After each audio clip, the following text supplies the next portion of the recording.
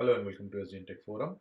Today we are going to talk about File Transfer Protocol, or commonly known as FTP. We will see what is FTP, how it works, and we will also explore the multi-port functionality of FTP, which is very less known behavior because it's a subtle detail. And we will see how that multi-port behavior can pose challenges with firewall, especially if it is a stateless one. All right. We will do a deep live demo on Mac and Linux boxes. Try to transfer some files using FTP, and at very last, we are going to look at the Wireshark capture and understand the control plane, data plane details. All right. So one of the oldest file transfer protocol is FTP. It's been always there since I started. Still very famous, very useful. If you are a website owner or an enterprise, you rely heavily on FTP or secure FTP for your file transfer. The port number is used. This is an application layer protocol. Protocol is TCP port 21. However, FTP is a multi-port protocol. That means it uses port 21 for initial connection only. Actual data transfer is used by using some random higher number port signal during FTP request response. All right. This behavior, this multi-port application, can pose some challenges if you have firewall in place, because if there is a firewall, firewall generally allow well-known ports like port 80, port 21, port 22, but it may not allow the random port which FTP data transfer is going to use. So what you will do, you will handle that, that you need to be aware of, right? Most of the stateful protocol now they have the awareness and they can work around it easily. But in stateless, you may run into problem. All right. FTP has an extension of TLS implementation to make it secure. So it is RFC 4271. Don't confuse this secure implementation with SFTP, which is Secure File Transfer Protocol. Secure File Transfer Protocol is altogether a different thing. It runs on, works over SSH, that is TCP port 22. But they have very close naming convention. All right. So now let's look at the FTP demo. So what I'm going to do, I'm going to run FTP transfer basically. So let's log on to a machine. Okay. So let me first SSH.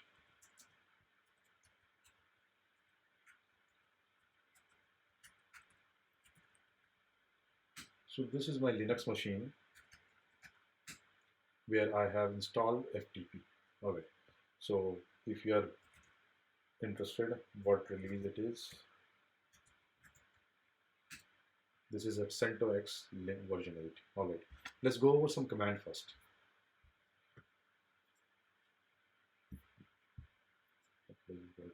All right. Let's look at just some command and we will run this command once we go in the demo.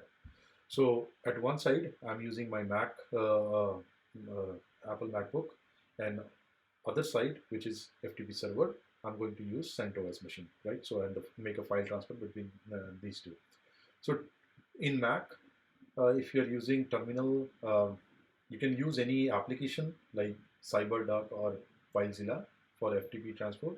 But if you want to do it from terminal, Mac, newer OSs, they do not have FTP installed by default. So you have to install some variants of FTP. In my case, I'm using NCFTP. And installation is pretty easy. Pre-install NCFTP. That's it. Hmm. Why you want to connect?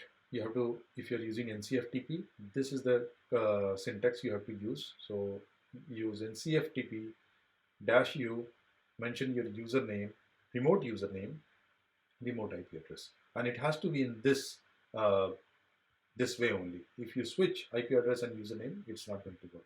So, like you can look at the man page of NCFTP. Okay, so once you do that, it will ask for password, and you'll be connected to server. To transfer file from remote to local, you can say get, because now you are connected to the remote server. So you can say get, that means fetch, and any file name. So you have get, you have mget, and get, that means you can request multiple files. To transfer from local to remote, sometimes you want to send something from your local machine to the remote, that time you use put or input if you want to send multiple files. All right. It is possible to work back and forth between remote and local server. You do not have to disconnect the session. Essentially, you can just use exclamation sign and then run any command, or just put exclamation and it will drop you in the local shell. We will see that in demo. To disconnect, you can use by, very famously. It's an alias to quit, or you can also say close. Obviously, if it is a Linux machine, you may not have FTP service enabled by default or installed by default, so you need to install the FTP service. To install, use sudo yum install vsftpd, then start it with systemctl. If you want to make it part of auto run, then use systemctl enable and then the service name.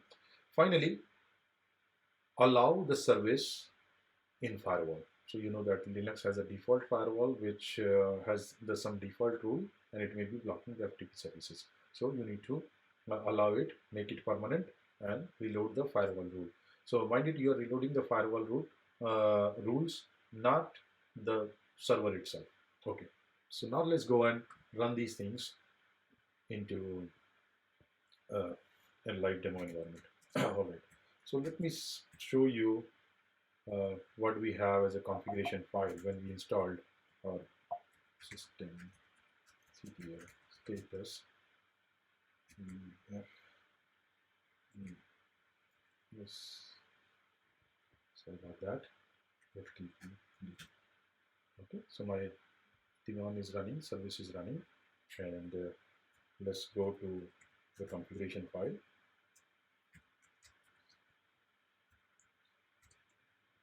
Okay.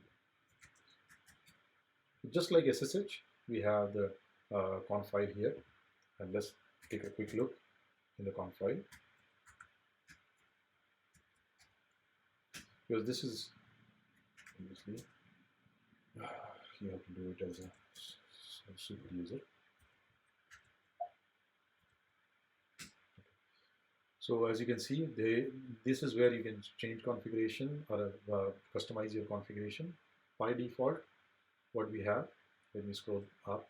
Okay, so the lines which are uncommented, they are in effect. So we have local enable yes, we have write enable yes, and local mask value is 022. Okay, more on this in Unix class or Linux class. Okay, SC Linux is not enforced, and ASCII download is not enabled. It's not a great idea to do ASCII download, but if you want, you can obviously do that. Okay. Pretty much the default configuration.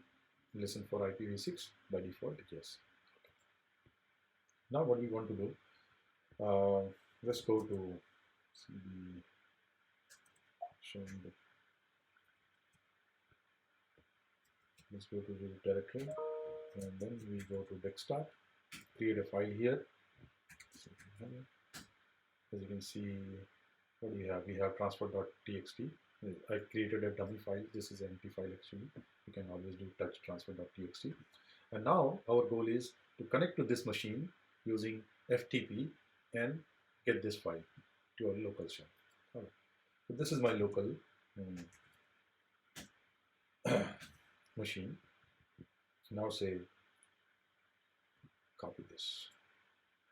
That's better. I do not want to make any typos.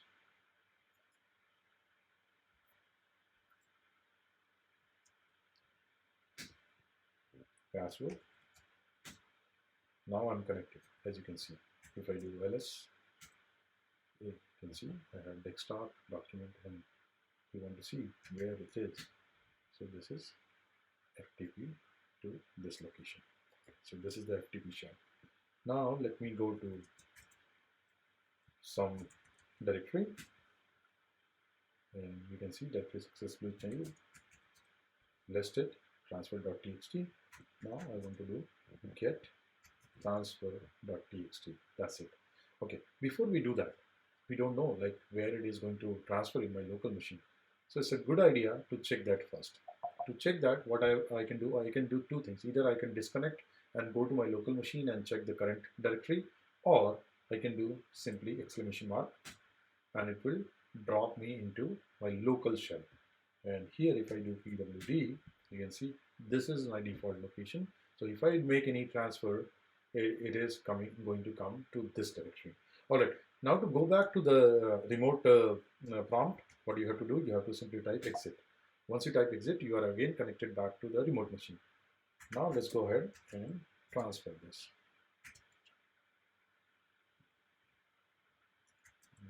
Transfer.txt, and since it was empty file, it's transferred really quick. Okay, so if you want to verify, let's do the same exercise again. Go to the local shell, and this time I'm going to do grep transfer. You can see I do have that file available locally. Now let's connect back to remote machine and disconnect gracefully. So to disconnect gracefully, what you want to do, you want to say bye. Okay, you are disconnected, and now you cannot connect back without doing NCFTP. Okay, so this is all about demo. Now let's go and watch the Wireshark capture. Try to understand Wireshark capture.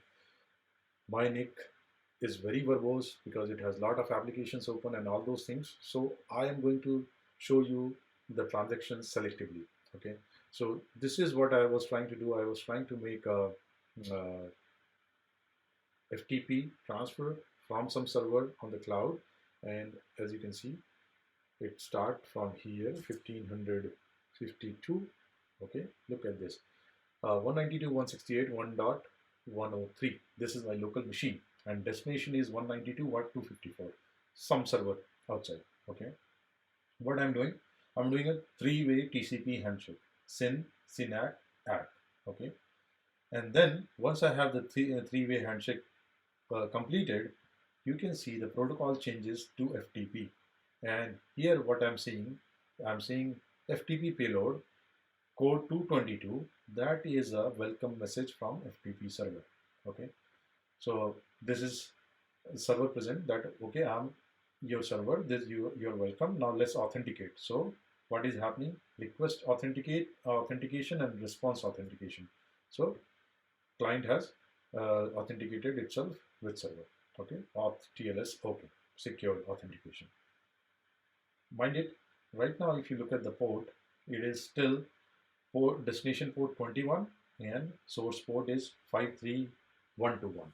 Okay, after that some FTP request response, while you browse through the directory and all those things, you will see that there, and actual transfer will start from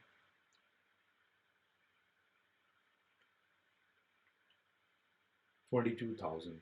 Okay, let me go to 22,888. Okay, you can see the source and destination IP addresses are same, but my destination port has changed. Port number has changed. You see, 38238.